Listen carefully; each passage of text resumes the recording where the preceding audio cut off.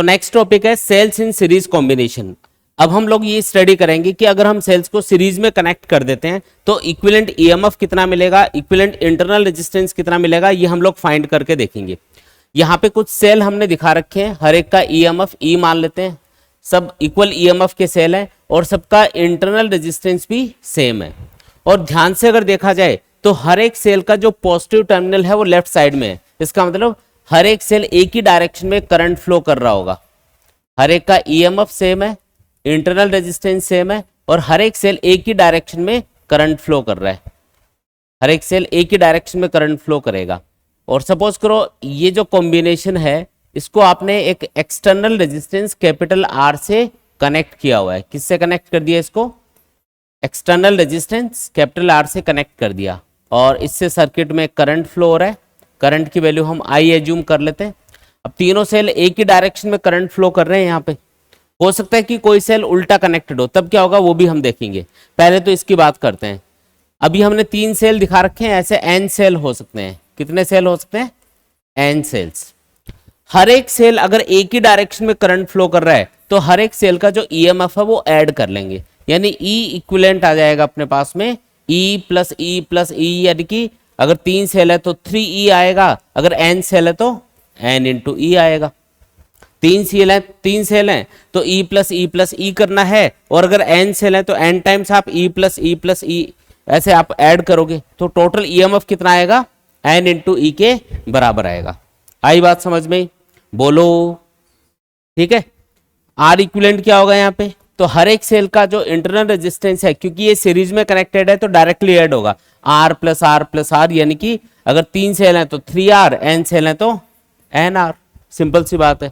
और अगर पूरे के पूरे सर्किट का रेजिस्टेंस पूछा जाए यानी कि R इक्विवेलेंट, तो इन सारे के सारे सेल्स का जो इंटरनल रेजिस्टेंस आया यानी कि n इंटू आर, उसमें ये वाला रेजिस्टेंस और ऐड कर दो तो ये पूरे सर्किट का रेजिस्टेंस हो गया। आई बात समझ में?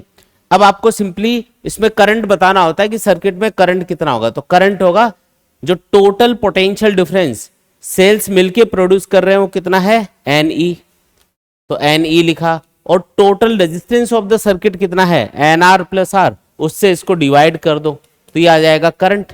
ये ओम्स लॉ के अकॉर्डिंग करंट क्या होता है? Voltage upon resistance. Total voltage या टोटल पोटेंशियल डिफरेंस जो ये सेल मिलके प्रोड्यूस कर रहे हैं वो है NE और total resistance of the circuit कितना है? NR प्लस कैपिटल R, है ना। अब इसमें 2 केस हो सकते हैं कि आपने जो एक्सटर्नल रेजिस्टेंस लगा रखा है ये बहुत छोटा हो सकता है ना। तो केस 1 बता रहा हूं आपको, स्पेशल केस है। कैपिटल R है ना वो बहुत छोटा है, किसके कंपैरिजन में? ये जितने भी सेल लगे हैं इनके इंटरनल रेजिस्टेंस की कंपैरिजन में, यानी कि R छोटा है NR से।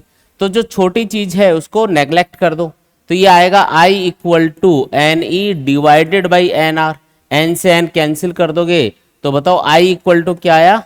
E बाई R आ गया। ठीक है, इतना करंट मिलेगा। लेकिन अगर एक्सटर्नल रेजिस्टेंस काफी बड़ा है, जितने भी सेल हैं उनके इंटरनल रेजिस्टेंस से, तब क्या करना है?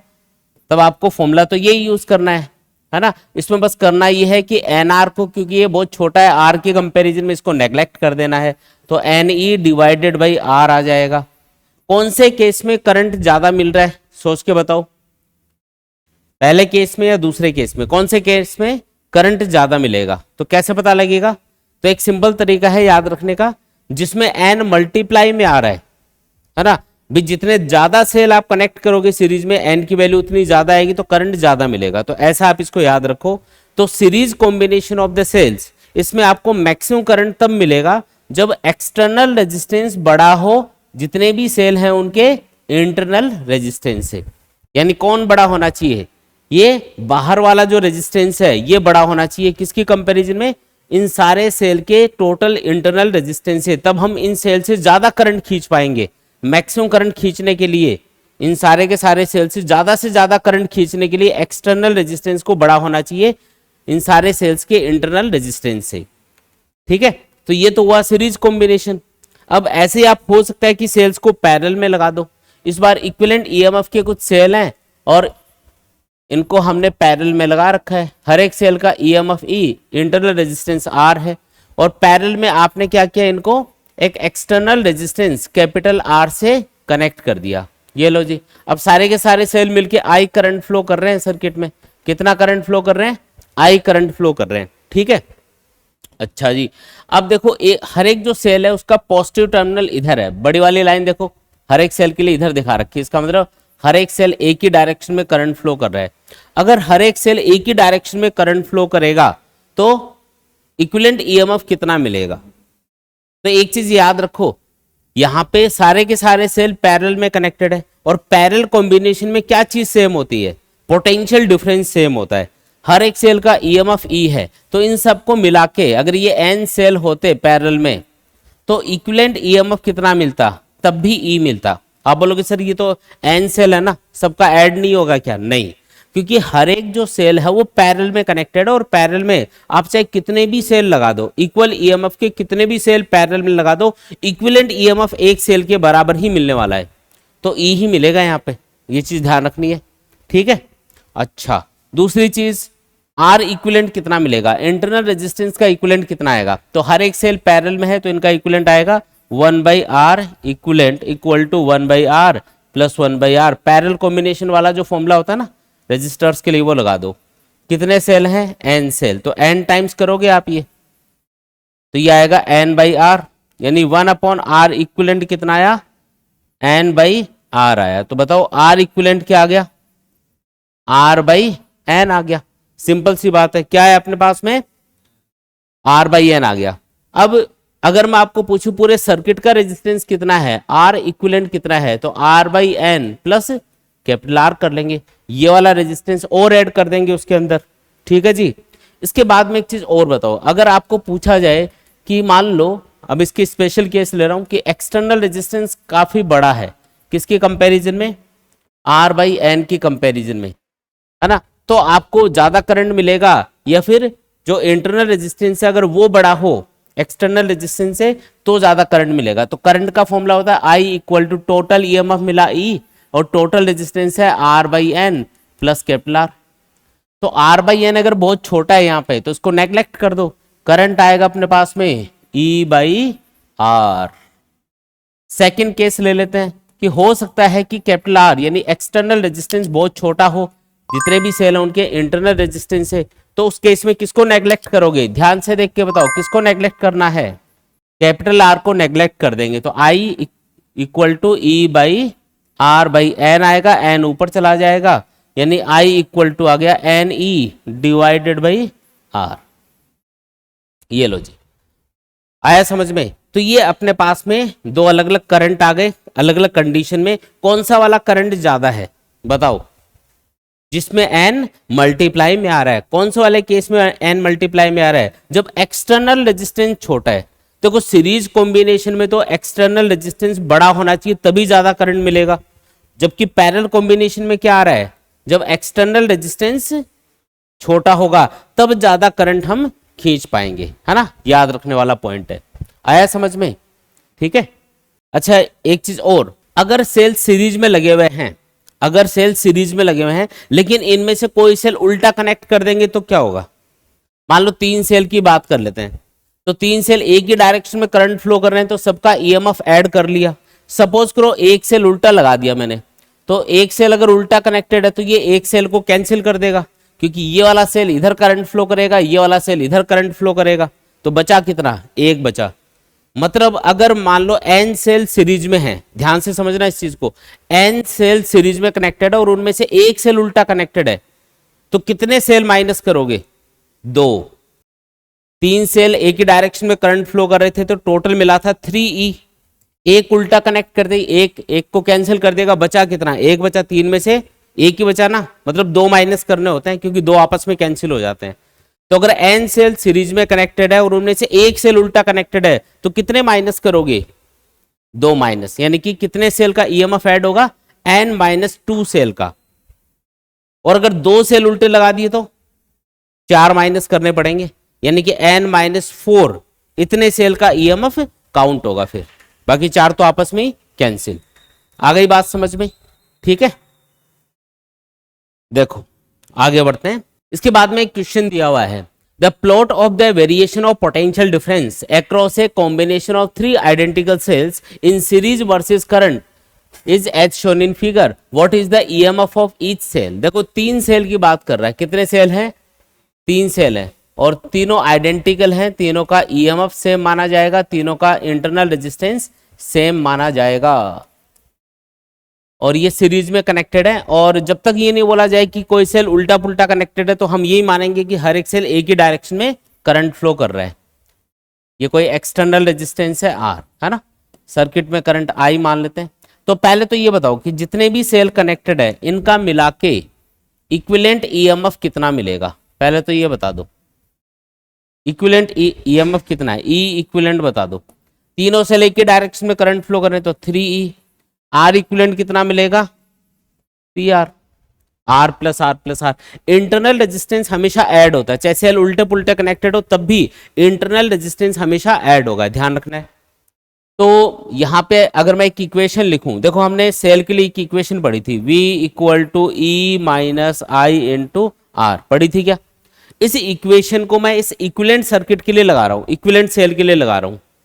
तो मैं यहां पे V तो मतलब वो पोटेंशियल डिफरेंस जो ये तीनों मिलके प्रोड्यूस करेंगे, V बोल देते हैं उसको. इन सब का मिला के इक्विवेलेंट ईएमएफ आएगा E इक्विवेलेंट जो कि 3E के बराबर होगा. सबका मिला के इंटरनल रेजिस्टेंस आएगा R इक्विवेलेंट जो कि 3R के बराबर होगा. तो यहाँ पे मैं इसको E इक्विवेलेंट इसको R इक्विवेलेंट लिख देता हूँ. तो इक्वेशन क्या बनेगी? V equal to 3E minus I into 3R, ये बनेगी क्या? ठीक है. अब इस ग्राफ पे आते हैं, इससे कुछ डेटा निकालना पड़ेगा. हमें पूछा है कि हर एक सेल का जो ईएमएफ है वो कितना है. चलो ठीक है. एक चीज नोटिस करो, अगर ध्यान से देखा जाए तो इस पॉइंट के ऊपर आई की वैल्यू कितनी है? 0. इधर जाएंगे तो करंट बढ़ता जाएगा. जब आई की वैल्यू 0 है तो वोल्टेज कितना मिल रहा है? 6 वोल्ट मिल रहा है. तो इस इक्वेशन में वैल्यू पुट करो. V की जगह लिख दो 6 volt equal to 3E minus current की वैल्यू 0 इंटू 3R. तो बताओ 6 इक्वल टू 3E आ गया. तो E कितना आया? 2 वोल्ट आ गया. तो हर एक सेल कितने वोल्टेज का है? 2 वोल्ट का है. पहला आंसर. और दूसरी चीज इसने पूछी है, वैसे तो एक ही चीज पूछी है लेकिन दूसरी चीज चलो मेरी तरफ से कैलकुलेट कर देते हैं कि इन सेल्स का इंटरनल रेजिस्टेंस कितना है. स्मॉल आर भी बताओ. अब स्मॉल आर कैसे फाइंड करोगे? देखो यहां पे पहुंच के इस ग्राफ के अंदर करंट की वैल्यू 0 हो जाती है, सॉरी करंट की वैल्यू 1 एम्पियर हो जाती है. तो करंट अगर 1 एम्पियर है इस पॉइंट के ऊपर तो वोल्टेज देखो घटता जा रहा है. करंट बढ़ रहा है, वोल्टेज घटता जा रहा है, घटता जा रहा है. यहां पे पहुंच के वोल्टेज की वैल्यू क्या हो गई? 0. एक्स एक्सिस के ऊपर वाई की वैल्यू 0 होती है तो ये तो पॉइंट एक्स एक्सिस पे आ गया ना, मतलब करंट वाली लाइन पे आ गया. तो वोल्टेज की वैल्यू क्या हो जाएगी? यहाँ पे 0 हो जाएगी. तो वापस इसी इक्वेशन में आ जाओ, इसमें वैल्यू पुट करो. V की जगह लिख दो 0 इक्वल टू 3E. E की वैल्यू तो आप फाइंड कर चुके हो, 2 वोल्ट है ना. माइनस I कितना है यहाँ पे? 1 एम्पियर इंटू 3R. सॉल्व करो. 3R इक्वल टू 6 आएगा, यानी कि R इक्वल टू क्या आ गया? बोलो 2 ओम आ गया अपना रेजिस्टेंस, है ना. तो हर एक सेल का इंटरनल रेजिस्टेंस कितना है? 2 ओम. अगर पूछा जाए तो ये भी हम लोग बता सकते हैं, कोई दिक्कत वाली बात नहीं है इसमें. आया क्लियर एकदम.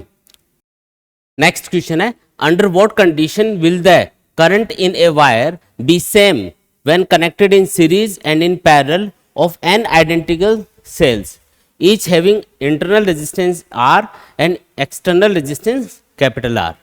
ये बोल रहा है कि under what conditions will the current in a wire, जैसे n सेल है, अगर उनको सीरीज में लगाया जाता है उस वायर के क्रॉस, मान लो कि ये कोई वायर है, इस वायर का रेजिस्टेंस R मान लो, है ना. एक्सटर्नल रेजिस्टेंस जो है ना वो R है इस वायर का. तो इसके अक्रॉस n सेल्स को पहले सीरीज में लगा दिया, मान लो आपने. कितने सेल्स को लगा दिया? n सेल्स को. और फिर इसी वायर के अक्रॉस n सेल्स को हमने पैरेलल में लगा दिया. ठीक है. तो आपको ये बोला गया है कि इससे जो करंट मिल रहा है हमको वो सेम मिल रहा है. क्या मिल रहा है? करंट सेम मिलेगा. ऐसे मान लो n सेल है, n सेल्स, ठीक. हर एक का EMF E, internal resistance small r. तो दोनों से करंट सेम मिल रहा है, मतलब इन सारे के सारे सेल से जो करंट जा रहा है वायर में वो आई है, यहाँ पे भी जो करंट जा रहा है वो कितना है, आई है। तो कौन सी कंडीशन में ऐसा होगा कि चाहे सेल्स को सीरीज में लगा दो इस वायर के क्रॉस, चाहे पैरेलल में लगा दो, करंट सेम मिलेगा। तो हिंट इसने खुद ने ही बता दिया, दोनों कंडीशन में क्या सेम है, करंट सेम है। अगर आप सेल्स को सीरीज में लगाते हो तो करंट कितना मिलता है, याद करो, टोटल ईएमएफ मिलेगा एन सेल का एन इंटू ई, और total resistance of the circuit होगा n R plus capital R, ये करंट मिलता है सीरीज कॉम्बिनेशन में। और पैरेलल कॉम्बिनेशन में करंट कितना मिलता है, उसके बराबर लिख रहा हूं इसको क्योंकि दोनों कंडीशन में करंट सेम है। पैरेलल कॉम्बिनेशन में करंट मिलता है, जितने भी सेल पैरेलल में है उनका इक्विवेलेंट एक सेल के बराबर ही आता है, यानी कि E divided by total resistance कितना होगा, तो सारे के सारे सेल्स का मिला के आता है आर बाई एन, और एक्सटर्नल रेजिस्टेंस और ऐड कर देते हैं इसमें। ये कौन सा करंट है, पैरेलल कॉम्बिनेशन में जो करंट मिलता है वो, और दोनों बराबर हैं क्वेश्चन के अकॉर्डिंग, सीरीज में और पैरेलल में। तो बस इसको सॉल्व कर दो, ई से तो ई कैंसिल, ठीक है, ये इधर ले जाओ तो एन से ये मल्टीप्लाई होगा, तो ये आएगा R by n into n, यानी कि R plus n R equal to ये उधर जाएगा तो n R plus capital R, ऐसा कुछ आया। ठीक है, थोड़ा रीअरेंज करके सॉल्व करना पड़ेगा। अगर ध्यान से देखा जाए तो कैपिटल आर यानी कि एन की वैल्यू फाइंड करनी है क्या आपको, अंडर व्हाट कंडीशंस, कंडीशन मतलब स्मॉल आर की वैल्यू बतानी है एक तरह से। तो एक काम करते हैं, यहाँ पे देखो ये जो आर वाली टर्म्स है इनको कॉमन ले लेते हैं, तो ये आर मैं इधर लेके जा रहा हूँ और ये कैपिटल आर मैं इधर लेके आ रहा हूँ, तो कैपिटल आर इधर आएगा तो इधर पहले से बैठा है एन आर और ये आएगा माइनस आर, उधर एन आर पहले से है, ये आर उधर जाके माइनस हो गया। मैंने आर कॉमन लिया तो ब्रैकेट में आया एन माइनस वन, इधर भी मैंने आर कॉमन लिया ब्रैकेट में आया एन माइनस वन, दोनों साइड में एन माइनस वन कैंसिल, तो आर इक्वल टू क्या आ गया, स्मॉल आर।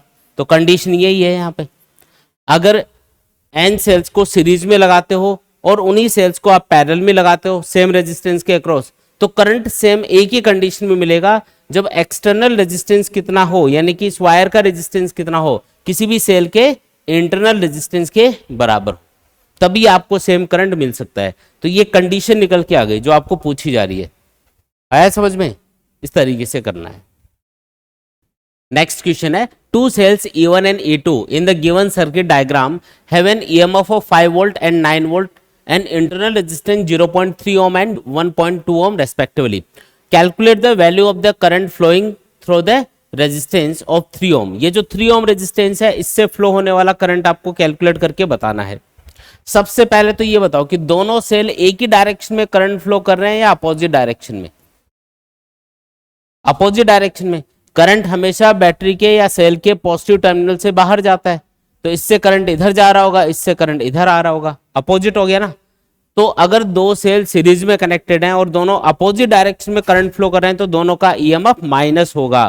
क्या करना है, दोनों का ईएमएफ माइनस करना है। तो मैं वापस से सर्किट को ड्रॉ कर रहा हूं समझाने के लिए।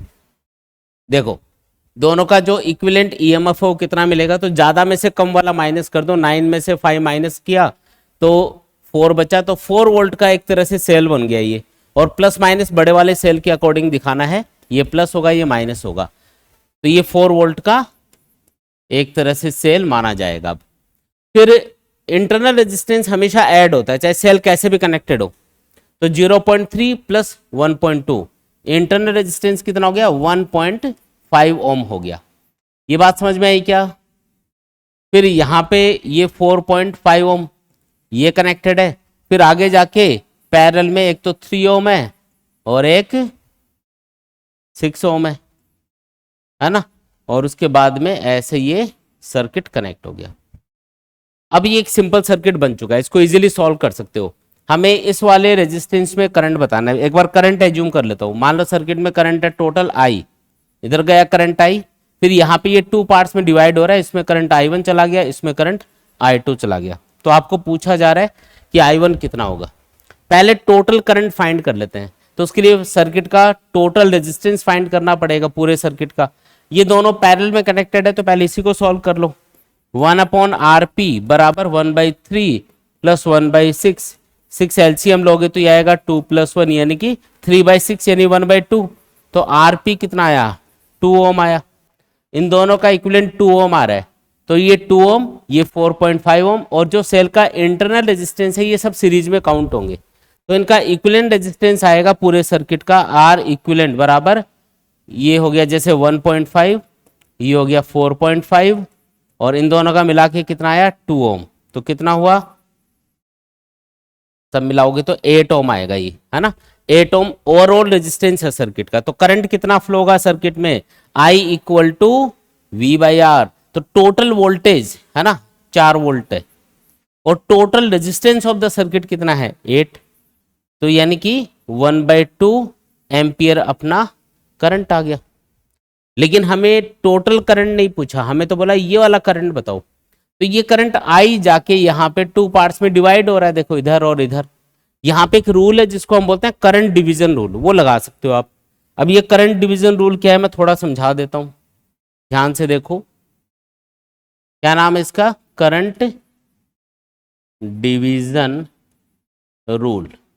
अगर करंट आगे जाके 2 अलग अलग ब्रांचेज में डिवाइड हो रहा हो, जैसे एक ब्रांच का रेजिस्टेंस R1 एक का R2, आई करंट आया इधर चला गया I1, इधर चला गया I2, तो अगर मुझे I1 कैलकुलेट करना हो तो सिंपल सा काम करना है, टोटल करंट को दूसरी ब्रांच की रेजिस्टेंस से मल्टीप्लाई कर देना है, R2 से मल्टीप्लाई करना है, divided by sum of resistance यानी कि R1 प्लस R2। जैसे मुझे I2 फाइंड करना होगा तो मैं क्या करूंगा, I2 इक्वल टू बोलो क्या करना है, टोटल करंट मल्टीप्लाई बाई दूसरी ब्रांच का रेजिस्टेंस यानी कि R1 divided by R1 plus R2। ये दूसरी ब्रांच के रेजिस्टेंस से क्यों मल्टीप्लाई कर रहे हैं, क्योंकि करंट हमेशा रेजिस्टेंस के इनवर्सली प्रोपोर्शनल होता है। जैसे I इक्वल टू क्या होता है V बाई आर होता है ना, तो इस फॉर्मूले के अकॉर्डिंग जिस ब्रांच में रेजिस्टेंस ज्यादा होगा उसमें करंट कम जाएगा, तो उल्टा मल्टीप्लाई करना है। ये कोई शॉर्ट ट्रिक नहीं है, कैलकुलेटेड वैल्यू है, आप इसको याद रखोगे तो थोड़ी कैलकुलेशन आपकी बच जाएगी। तो इसको क्या बोलते हैं हम लोग, करंट डिवीजन रूल। अब ये लगा रहा हूं मैं, तो बाई करंट डिवीजन रूल, चलो मुझे I1 की वैल्यू बता दो इस सर्किट में, I1 कितना होगा, तो टोटल करंट कितना है 1/2, उसको मल्टीप्लाई करना है दूसरी ब्रांच के रेजिस्टेंस से यानी कि 6 से, divided by sum of resistance यानी कि 3 + 6। बताओ आंसर, ऊपर तो बना 3/9 यानी कि 1/3 एम्पियर अपना आंसर आ गया। बोलो आया क्या समझ में। नेक्स्ट क्वेश्चन है, 2 cells of EMF E1 and E2, internal resistance small r1 and r2 are connected in parallel, derive the expression for the EMF and internal resistance of the equivalent cell। आपको equivalent EMF और equivalent internal resistance calculate करके बताना है। 2 cell है यहाँ पे, दोनों parallel में कनेक्टेड है, दोनों का जो पॉजिटिव वाला टर्मिनल है वो एक ही साइड में है, मतलब दोनों एक ही डायरेक्शन में करंट फ्लो करेंगे। इससे करंट I1 मिल रहा है, दूसरे वाले सेल से करंट मिल रहा है I2। दोनों सेल का EMF अलग अलग है, इंटरनल रेजिस्टेंस भी अलग अलग है। दोनों से जो I1 I2 करंट आया वो ऐड होके टोटल करंट कितना बना, I equal to I1 plus I2, जो यहाँ पे आपने दिखा रखा है। अब हमें इन दोनों सेल का इक्विवेलेंट EMF बताना है। अगर ये दोनों सेल इक्वल EMF के होते तो हमें ज्यादा कैलकुलेशन नहीं करनी पड़ती, सीधा ही हम बताते कि दोनों का इक्विवेलेंट EMF किसी भी एक सेल के EMF के बराबर होगा, और इंटरनल रेजिस्टेंस के लिए पैरेलल कॉम्बिनेशन वाला फॉर्मूला लगा देते रेजिस्टेंस का और फाइंड कर लेते। अभी क्या करना पड़ेगा, रेजिस्टेंस तो उसी तरीके से आएगा, पैरेलल कॉम्बिनेशन वाला फॉर्मूला लगा के आप इक्विवेलेंट रेजिस्टेंस बता सकते हो, लेकिन इक्विवेलेंट EMF के लिए आपको एक फॉर्मूला बनाना पड़ेगा। अब वो कैसे बनेगा वो समझना। सबसे पहले तो ये बताओ, अभी भी क्योंकि ये पैरेलल में कनेक्टेड है, इसका मतलब इनके across terminal potential difference V same आएगा। पैरेलल कॉम्बिनेशन में क्या सेम होता है, वोल्टेज सेम होता है, तो दोनों सेल के अक्रॉस जो टर्मिनल पोटेंशियल डिफरेंस आएगा क्या वो सेम आएगा, हाँ जी सेम आएगा सर, क्योंकि ये पैरेलल में कनेक्टेड है। ठीक है, EMF भले ही अलग अलग हो लेकिन टर्मिनल पोटेंशियल डिफरेंस A और B पॉइंट के बीच में सेम आएगा, दोनों के लिए कॉमन आएगा।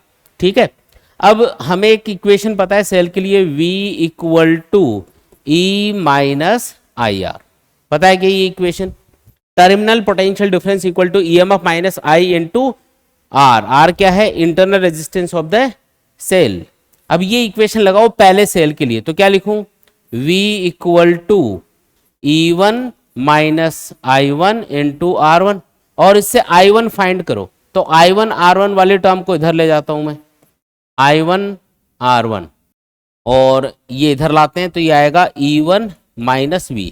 तो बताओ I1 कितना आया, E1 minus V divided by R1। इसी तरीके से दूसरे सेल के लिए इक्वेशन लगाओ, क्या लिखेंगे, V इक्वल टू E2 है ना, E2 माइनस I2 R2, ऐसा लिखोगे।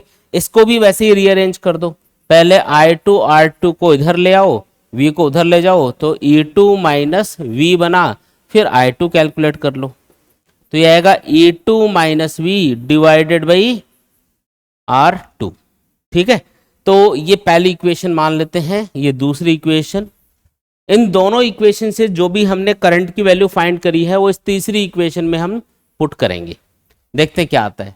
तो मैंने लिखा I इक्वल टू, I1 की जगह मुझे लिखना है E1 minus V upon R1, और I2 की जगह मुझे लिखना है E2 minus V divided by R2। तो अलग अलग कर देते हैं इनको, देखो E1 अपॉन R1 अलग कर दिया, माइनस V बाई R1 अलग कर दिया, plus E2 upon R2 minus V upon R2, ऐसे लिखा।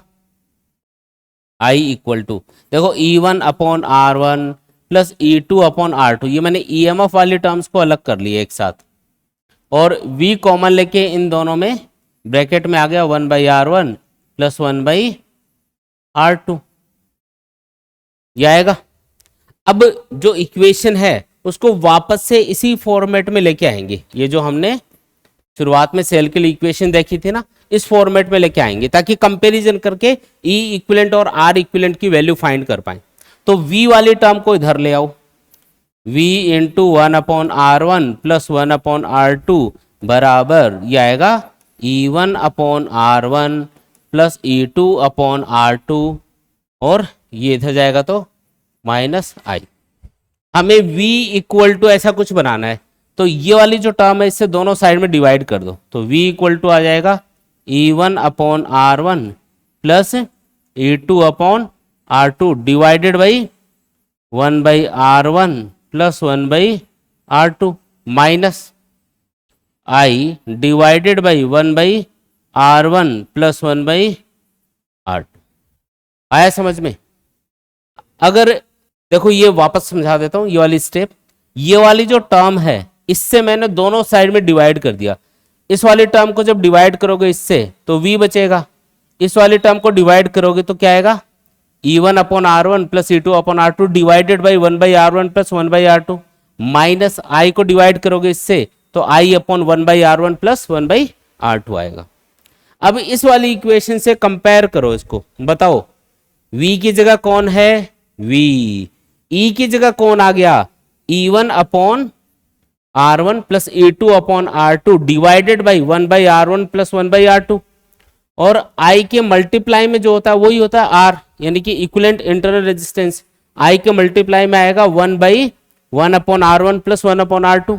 अगले पेज पे लिख देता हूं इसको, जो अभी हमने फाइंड किया है। देखो हमने ये फाइंड किया कि जो E इक्विवेलेंट आया वो तो आया E1 upon R1 plus E2 upon R2 divided by 1 by R1 plus 1 by R2। जैसे अगर दो सेल है तो ये वाला फॉर्मूला बना, अगर दो से ज्यादा होंगे तो भी जितनी भी सेल हैं उतनी टर्म्स बढ़ती जाएंगी। जैसे 3 सेल है तो plus E3 upon R3 divided by plus 1 by R3 और आ जाएगा इसमें, जितने सेल होंगे उतने बढ़ाते जाओ टर्म्स को। अच्छा कोई सेल अगर उल्टा कनेक्टेड होगा तो पैरेलल कॉम्बिनेशन में ये इधर करंट फ्लो कर रहा है, ये इधर कर रहा है, तो जो उल्टा करंट फ्लो करेगा उसका EMF माइनस सिंबल के साथ में लिखेंगे। जैसे सेकंड वाला सेल अगर अपोजिट डायरेक्शन में करंट फ्लो करता है तो इसका EMF माइनस के सिंबल के साथ में लिखा जाता है, यहाँ पे माइनस E2 अपॉन R2 आता। आया समझ में? और इक्विवेलेंट इंटरनल रेजिस्टेंस कितना मिलेगा, तो हमने देखा यहाँ पे कि I का जो मल्टीपल है वो होता है R, तो I का मल्टीपल क्या है 1 अपॉन, बताओ क्या है, R equal to 1 upon 1 by R1 plus 1 by R2। अगर मैं दोनों साइड में उल्टा कर दूं तो 1 by R equal to 1 by R1 plus 1 by R2 बन जाएगा, है ना। और ये तो पैरेलल कॉम्बिनेशन में आता है फॉर्मूला, जब भी हम दो सेल को पैरेलल में लगाते हैं और या दो रेजिस्टेंस को पैरेलल में लगाते हैं तो उनके इक्विवेलेंट रेजिस्टेंस का फॉर्मूला क्या होता है, 1/Rp equal to 1/R1 plus 1/R2, वही आएगा आंसर, है ना। तो इक्विवेलेंट जो रेजिस्टेंस आएगा, इक्विवेलेंट जो इंटरनल रेजिस्टेंस आएगा दोनों सेल का मिला के, वो पैरेलल कॉम्बिनेशन का जो फॉर्मूला है ना वो लगा के डायरेक्टली आप फाइंड कर सकते हो। बस आपको ध्यान ये रखना है कि इक्विवेलेंट ईएमएफ कैसे आएगा, ये तो फॉर्मूला पता ही है हमको, ये वाला फॉर्मूला याद कर लेना। थोड़ा अगर दो ही सेल है तो थोड़ा इसको सॉल्व भी कर सकते हो। वैसे देखो ई इक्विवेलेंट बराबर, अगर मैं एलसीएम ले लूं तो ये आएगा एलसीएम R1 R2, ऊपर आएगा एलसीएम R1 R2, इधर आएगा E1 R2 plus E2 R1 divided by नीचे भी आप R1 R2 एलसीएम ले लो तो ये आएगा R2 प्लस R1, फिर ये ऊपर नीचे R1 R2 कैंसिल, आंसर बना E1 R2 plus E2 R1 divided by R1 plus R2, ये बचा, बाकी सब कैंसिल। तो ऐसा भी कर सकते हो दो सेल के लिए तो, लेकिन दो से ज्यादा सेल है तो फिर यहाँ पे एक एक टर्म बढ़ा के फिर वैसे सॉल्व करना है इसको। आया समझ में? बोलो, इंपॉर्टेंट बहुत ज्यादा है ये, स्टार लगा लो इसके ऊपर, स्टार लगा लो, वेरी वेरी इंपॉर्टेंट। ये बहुत बार रिपीट होता है, मतलब ये ऐसा क्वेश्चन है जो मतलब हर 2-3 साल से आ ही जाता है। ठीक है, तो नेक्स्ट क्वेश्चन आपको दिया हुआ है, two cells of EMF 1.5 volt and 2 volt having internal resistance 0.2 ohm and 0.3 ohm respectively are connected in parallel. Calculate the EMF and internal resistance of the equivalent cell. तो आपको जो इक्विवेलेंट सेल है उसका आपको EMF बताना है और total internal resistance बताना है। देखो ये बोल रहा है कि दो सेल है अपने पास, पहले सेल का EMF कितना है 1.5 वोल्ट, E1 कितना है 1.5 वोल्ट और E2 कितना है 2 वोल्ट, इंटरनल रेजिस्टेंस कितना है 0.2 ओम एंड 0.3 ओम, ठीक है। और इनको पैरेलल में कनेक्ट किया हुआ है, दोनों सेल को हमने कैसे कनेक्ट किया हुआ है, आपस में पैरेलल में कनेक्ट कर दिया, कुछ इस तरीके से इनको कनेक्ट किया हुआ है। E1 और E2 EMF के दो सेल हैं, इंटरनल रेजिस्टेंस है R1 और R2, ठीक है। पूछा क्या है, इक्विवेलेंट EMF और इक्विवेलेंट इंटरनल रेजिस्टेंस, बिल्कुल आसान है। इक्विवेलेंट EMF के लिए फॉर्मूला यूज करना है directly, E1 R2 plus E2 R1 divided by R1 plus R2। तो E1 कितना है 1.5, R2 कितना है 0.3 प्लस E2 कितना है 2 वोल्ट, R1 कितना है 0.2 डिवाइडेड बाई 0.2 प्लस 0.3, क्या आएगा ये, इसको मल्टीप्लाई करोगे 0.45, 0.4 डिवाइडेड बाई 0.5, ऊपर बनेगा 0.85 डिवाइडेड बाई 0.5, तो कितना आया, ई इक्विवेलेंट कितना आएगा, तो ये आएगा 1.7 वोल्ट के बराबर, है ना। ये अपना पहला आंसर। और इक्विवेलेंट इंटरनल रेजिस्टेंस पूछे तो 1/R, ये पैरेलल में है ना, तो 1/Rp या 1/R इक्विवेलेंट भी इसको बोल सकते हो, equal to 1/R1 plus 1/R2, ये वाला फॉर्मूला चिपकाना है। 1/Rp इक्वल टू 1/R1 कितना है 0.2 और R2 कितना है 0.3, है ना।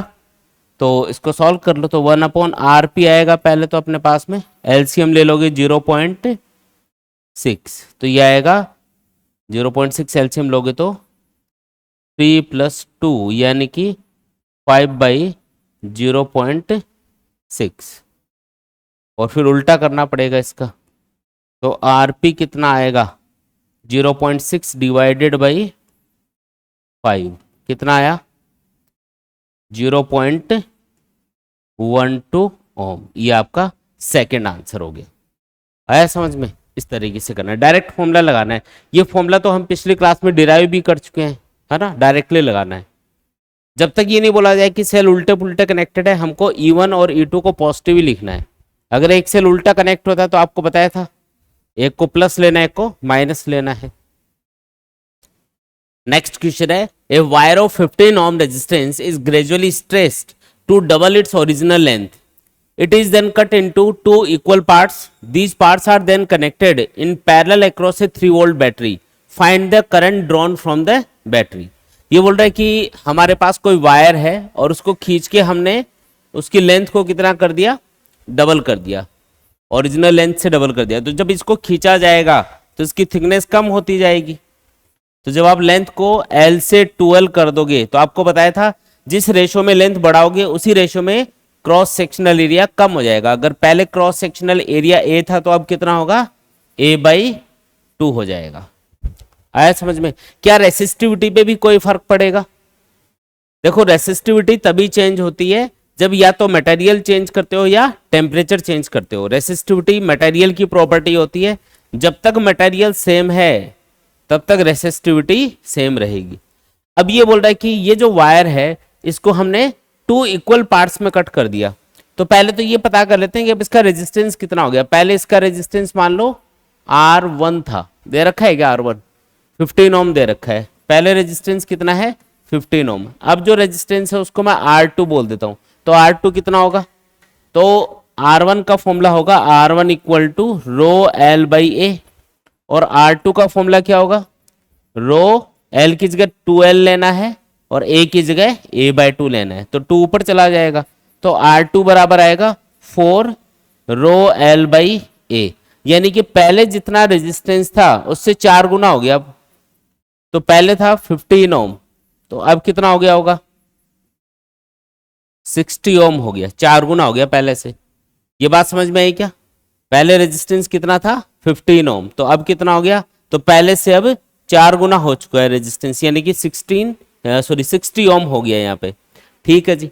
अब हमें ये बताना है कि अगर इस वायर को बीच में से 2 इक्वल पार्ट्स में कट करके और एक दूसरे के साथ में अगर पैरेलल में लगा दिया जाए, कैसे लगाना है, पैरेलल में लगाना है। ये दोनों टुकड़े हैं इसके, इन दोनों को आपस में पैरेलल में कनेक्ट कर दिया एक 3 वोल्ट की बैटरी के अक्रॉस। कितने वोल्टेज की बैटरी के अक्रॉस, 3 वोल्ट की बैटरी के अक्रॉस इसको कनेक्ट कर दिया। तो इन दोनों टुकड़ों का रेजिस्टेंस कितना होगा, अगर बीच में से काटोगे तो आपको पता है वायर का जो रेजिस्टेंस है वो लेंथ के डायरेक्टली प्रोपोर्शनल होता है। अगर लेंथ आधी कर दोगे तो रेजिस्टेंस भी आधा हो जाएगा। तो टोटल रेजिस्टेंस 60 ओम था इसका, तो हाफ लेंथ का रेजिस्टेंस कितना होगा, 30 ओम। तो 30 ओम इसका होगा और 30 ओम इस वाले टुकड़े का होगा। अब पैरेलल इनका इक्विवेलेंट कितना आएगा, तो 1/RP equal to 1/30 plus 1/30। Formula लगा दो, याद है क्या फॉर्मूला, 1/R1 प्लस 1/R2, है ना, वो वाला लगाना है। तो ये आएगा 2/30 यानी कि 1/15। तो बताओ आरपी कितना आया, उल्टा करना पड़ेगा लास्ट में, ये आएगा 15 ओम। ये आ गया equivalent resistance of the wires. अब आपको करंट पूछा है कि सर्किट में कितना करंट फ्लो हो रहा होगा, तो टोटल करंट आपको पूछा जा रहा है। तो करंट का फॉर्मूला क्या होता है, टोटल वोल्टेज जो सप्लाई किया जा रहा है वो 3 ओम है, सॉरी 3 वोल्ट है, और total resistance of the circuit 15 ओम है। तो आंसर क्या आएगा, 0.2 एम्पियर अपना आंसर आ जाएगा। आया समझ में, सिंपल है एकदम। नेक्स्ट क्वेश्चन देखो, when A current drawn from a battery is 0.5 ampere, its terminal potential difference is 20 volt, and when the current drawn from it is 2 ampere, the terminal voltage reduces to 16 volt. Find out the EMF and internal resistance of the battery. देखो इस पे कई information आपको question में given है, दोबारा पढ़ते हैं और सारी इंफॉर्मेशन एक बार लिख लेते हैं। क्या क्वेश्चन दिया हुआ है, when a current drawn from a battery is 0.5 ampere, मतलब जब हम बैटरी से करंट लेते हैं 0.5 ampere, it's terminal potential differences यानी कि V वो 20 वोल्ट के बराबर हमको मिलता है। And when the current drawn from it is 2 ampere, और जब हम इसी सेल से कितना करंट ड्रॉ करते हैं, खींचते हैं 2 एम्पियर, जब हम 2 एम्पियर करंट इससे लेंगे तो उस केस में टर्मिनल पोटेंशियल डिफरेंस कितना हो जाएगा, इसको V2 बोल देते हैं, ये आएगा 16 वोल्ट के बराबर। ये आपको हिंट दिया हुआ है क्वेश्चन में या डेटा दिया हुआ है। पूछा है the find out the EMF and internal resistance of the battery.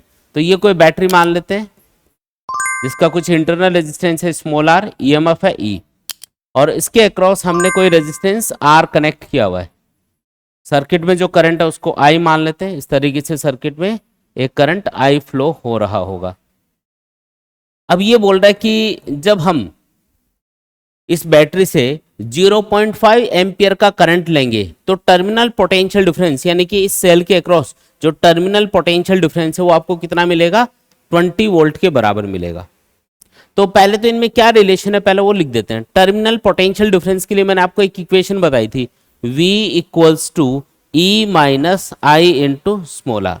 अब इसमें एक चीज याद रखनी है कि किसी भी सेल का ईएमएफ और उसका इंटरनल रेजिस्टेंस ये हमेशा कांस्टेंट होते हैं, कभी चेंज नहीं होते। तो अगर मैं पहली सिचुएशन में इक्वेशन लिखूं इस फॉर्मूले के अकॉर्डिंग तो मुझे लिखना है 20 इक्वल टू ईएमएफ ई मान लेते हैं, करंट कितना है 0.5 एम्पियर और इंटरनल रेजिस्टेंस है स्मॉल आर। ये इक्वेशन बनी, इसको इक्वेशन नंबर 1 बोल देते हैं। सेकंड सिचुएशन में वापस ये फॉर्मूला लगाओ, V कितना मिल रहा है 16 वोल्ट और ईएमएफ ई मान लेते हैं, करंट कितना मिल रहा है 2 एम्पियर इंटू स्मॉल आर। ये सेकंड इक्वेशन है। अब आपके पास दो इक्वेशन है और दो ही वेरिएबल्स हैं, इजीली सॉल्व कर सकते हो इसको और ईएमएफ और इंटरनल रेजिस्टेंस की वैल्यू फाइंड कर सकते हो। देखो पहले हम इन दोनों इक्वेशंस को आपस में सब्ट्रैक्ट कर देंगे, इसमें से ये माइनस करो तो 20 में से 16 माइनस हुआ बाई इक्वेशन 1 माइनस 2, तो 20 में से 16 माइनस करो 4 आएगा, ई में से ई कैंसिल, ये माइनस का 0.5 आर है ना, माइनस 0.5 आर, इसमें से क्या माइनस होगा माइनस का 2 आर, तो ये आएगा 4 इक्वल टू कितना आया, ये माइनस माइनस प्लस हो गया ना, तो 1.5 आर आएगा। यानी कि आर की वैल्यू क्या आ गई 4 डिवाइडेड बाई 1.5, 1.5 को 3/2 भी बोल सकते हो, तो इसको सॉल्व करोगे ना तो 8/3 और ये क्या है ओम, ये अपना इंटरनल रेजिस्टेंस आ गया है ना। और फिर अगर हम ये वैल्यू उठा के किसी भी एक इक्वेशन में पुट कर देंगे तो ईएमएफ की वैल्यू आ जाएगी। जैसे मैं सेकंड इक्वेशन में वैल्यू पुट कर रहा हूं by equation 2, 16 equal to E minus 2 into R की वैल्यू क्या है 8/3, सॉल्व कर दो इसको तो आएगा 16 या E इक्वल टू लिख देता हूं इसको, E इक्वल टू ये इधर ले आओ 16 प्लस 16/3 यानी कि कितना आया 64/3 वोल्ट आ गया। ये अपना आंसर आ गया। तो इस तरीके से करना है, आया समझ में? बच्चों काफी बच्चे ये कमेंट करते हैं कि सर हमें नोट्स कहाँ से मिलेंगे। तो बच्चों आपको नोट्स मिलेंगे हमारी ऐप के ऊपर, ऐप का नाम है physics with Umesh Rajoria. App के ऊपर आपको फिजिक्स नोट्स के अलावा केमिस्ट्री और बायोलॉजी के नोट्स भी मिल जाएंगे। नोट्स तो आपको मिलेंगे ही, इसके अलावा आपको और भी बहुत सारी चीजें ऐप के ऊपर मिलने वाली हैं, जैसे कि इंपॉर्टेंट पीवाईक्यूज जो हम इस सीरीज में कवर कर रहे हैं वो भी आपको ऐप के ऊपर मिल जाएंगे। आपको चैप्टर वाइज टेस्ट पेपर मिल जाएंगे जिससे आप अपनी प्रिपरेशन को प्रॉपर तरीके से चेक कर सकते हैं। इसके अलावा आपको माइंड मैप और फॉर्मुला बुकलेट्स मिलेंगी जिससे आप फिजिक्स केमिस्ट्री और बायोलॉजी को प्रॉपर तरीके से बहुत कम टाइम में रिवाइज कर सकते हैं। इसके अलावा आपको कंप्लीट एनसीईआरटी सॉल्यूशंस मिल जाएंगे हर एक सब्जेक्ट के। ये जो ऐप है ये आप गूगल प्ले स्टोर से भी डाउनलोड कर सकते हैं या ऐप का जो लिंक है वो हम इस वीडियो के डिस्क्रिप्शन में शेयर कर देंगे, आप वहां से भी इसको डाउनलोड कर सकते हैं।